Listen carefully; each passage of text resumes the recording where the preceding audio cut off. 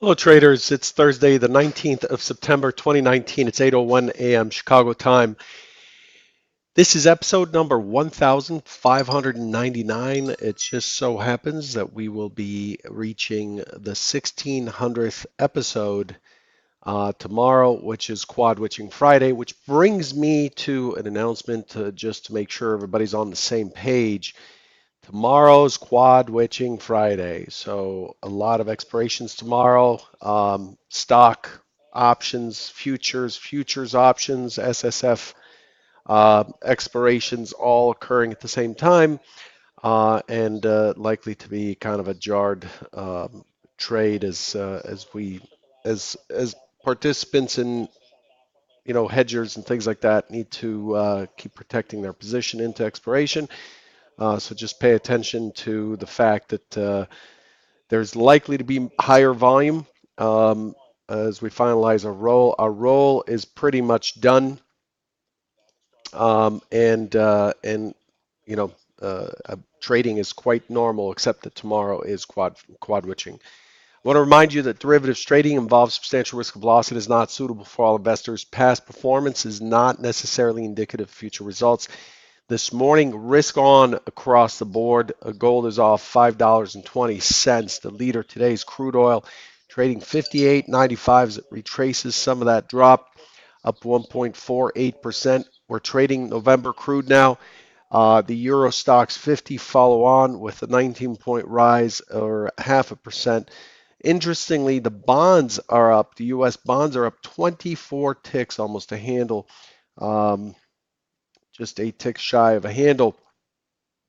Given that it's a risk-on environment, the long end of the curve is dropping. Yield is dropping.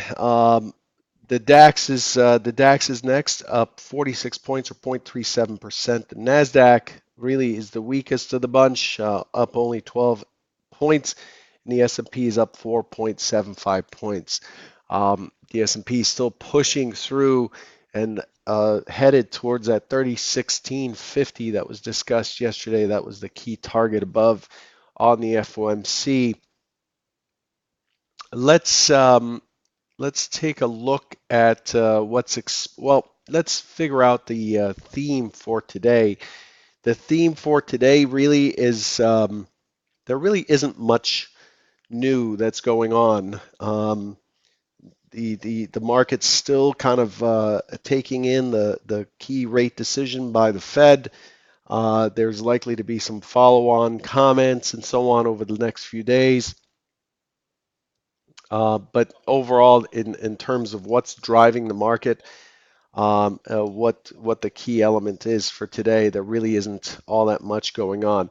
There is some back and forth between the U.S. and China regarding intellectual property, and this process of ironing out a date and a deal, and that's in play. We still have Saudi Arabia in play, which has been announcing that it's back to a good portion of its capacity already. Amazing. And that's where we are. So let's leave it at that.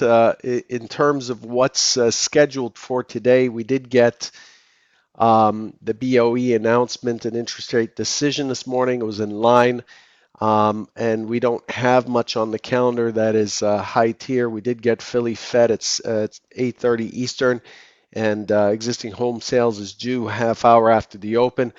This is a lower tier figure. We get inflation in Japan, which is a high tier figure, at 7:30 p.m. tonight if you're trading overnight, U.S. time, and then at 9:30 we get the loan prime rate out of China, also considered a high tier figure apparently. So that's where we stand. Here's what we expected yesterday versus what we got in our review segment. Yesterday, the expectation is that we would try to push higher. The primary expectation is a drop into the overnight low. Then we would push higher, hold steady, and then continue higher to 3016.50. That's the expected behavior. I expected the market to kind of to balance out into the 29.98 area or so, and then push higher and end up somewhere in the 30.1650. What happened was the market really dropped a lot more than I'd anticipated. It's very hard to anticipate what will happen here, but overall, well, the 15 minutes better. Overall, this is what we got. We got relatively kind of back and forth range. We ended up dropping out of the range, the initial balance, and pushing lower before just an hour before the Fed release to create a range extension down. So the IB low is broken. And we took out the overnight low and so on. And then the Fed came in, bounced up, and then dropped all the way down to 29.82, the key 29.82 area. And then 29.81 was the next big area that the market's likely to test. You can see it's composite, a composite high volume node here. So from there was quite a struggle actually in this area. I did a live session on this. I was looking to trade from the short side, and it was quite a battle here. And then we started to we tested lower and just couldn't get much interest. And we started to hammer out a nice little low, and then we started to push higher. And this amounted to pretty much a short squeeze. We do have a key low volume node in that stock zone again at 3005, and we have another key low volume node in the 2991 area, which happens to be the overnight low. This is where the bulk of acceptance. This is where the bulk of acceptance was yesterday, and we're trading up here in a small gap as we drive. We've been attempting to drive, and I'll show you what that looks like on the volume scope right here. The market has been consolidating in the overnight session and has broken out and is driving a little bit higher this morning. So he's, this happened well after the tweets from President Trump pressuring Fed's Powell to, well, actually, he was on Fox News. He was pressuring Fed's Powell to uh, further reduce um, the interest rate. Um, yeah, so it's breaking out higher. Uh, in terms of uh, where we are, so that's what happened yesterday. We had a lot of price discovery. We had balance in the middle. We had a lot of price discovery below and above in a three distribution profile. No, I'm not giving you the finger with this drawing. And it's led us into an overnight session that is very similar in nature. I mean, the overnight session ended up pushing right down to this key low volume node. It held the key low volume node from above right here on the test. It broke through, pushed, consolidated. So we have some pretty decent structure in the overnight session. It's pretty methodical. It is respecting day time frame levels. Shorter time frames are likely in control in the overnight session. And then we finally break lower and we get to the key low volume node from yesterday to bounce up, and then we break higher. We come right back to the point of control, and then we break higher. We're holding near highs. The volume is pretty good coming into today's session. I expect today's session to have a little bit of action in it. I expect this to continue, the movement to continue. I expect the 2016.50 to get tagged, 30.1650 to get tagged, and 30.1850 to be next. Here's what the order flow looks like. Let's pull that up.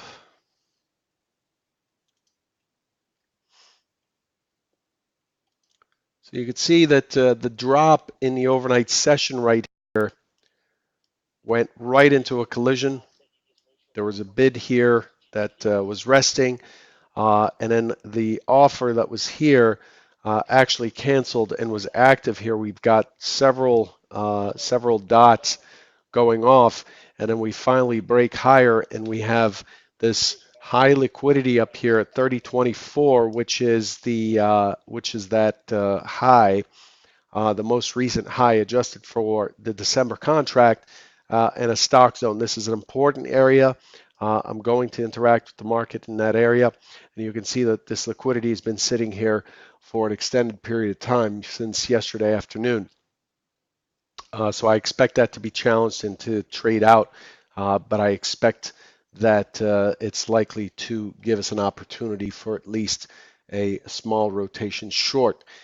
So that's what things look like. The overall order flow overnight, nothing really magical here.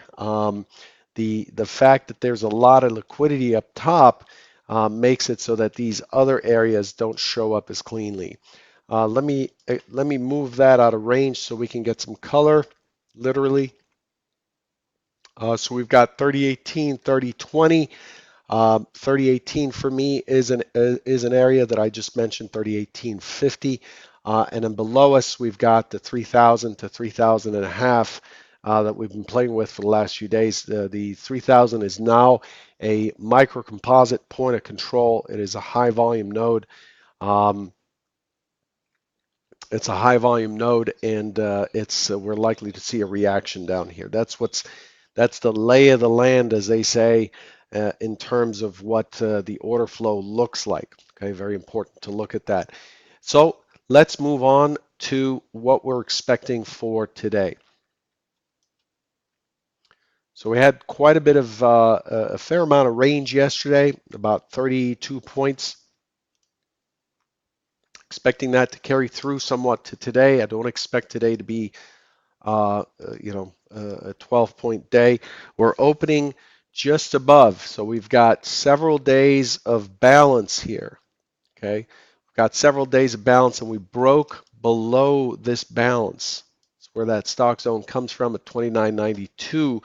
We broke below the balance, and then the top of this balance is this 3009 to 3012 area. So let's box this area out, and this is your balance, and we're opening above there. So we've got to be careful here, because if we end up with kind of a gap up, it's not really much of a gap. If we end up opening and pushing immediately, now we have a gap and go situation. 30, 23, 50, 24 is likely to get challenged, and it's likely to get pushed through. We have basically a market that is a gap and go market, an aggressive buying market. If not, then we are likely to fall back into the box and test the key areas there. Okay, so remember the box right in here, 3009, 3012 to 29.92. Okay, so we're opening. My expectation is we will likely push this high. We are using this day for a template day, last Friday. We're likely to push into 3016.50 or so, and 3018, and then I'm looking for it to actually respond down into 3005. I'm looking for a consolidation at 3005 and a potential for it to just hold in range here. So test from 3018.50 to about 3005 and hold steady into expiration. That's the primary scenario for tomorrow. The secondary scenario is an open auction that responds, gets down into 3005, unable to hold, pushes into the point of control and the 3000 figure, consolidates and tests the other side at 29.92, likely to bounce there, and then either hold, that's hard to tell here, either hold steady and get stuck again at 3000, or start to challenge that high volume node down below and get us down into 29.86. I don't know which way it's likely to go, but overall, the question is, does it break through the 3005 or not? That's the key element. Scenario 3 is an open test down, drive up. Scenario 4, open test up, drive down. And that's I'm not going to draw those, but that's how things are shaping up. Look at the structure we have. We have a nice little balance up here from the 12th and the 13th. It's the most recent high. We know we have liquidity above here. I just showed you that in the CT bookmap, and then we have this consolidation structure that we're just above. So we're kind of stuck in between two consolidation areas, and the expectation is that a lot of that energy may actually push us into 2350 and potentially even push us into 3031, 3031 and a quarter, the all-time high. That would be scenario 3.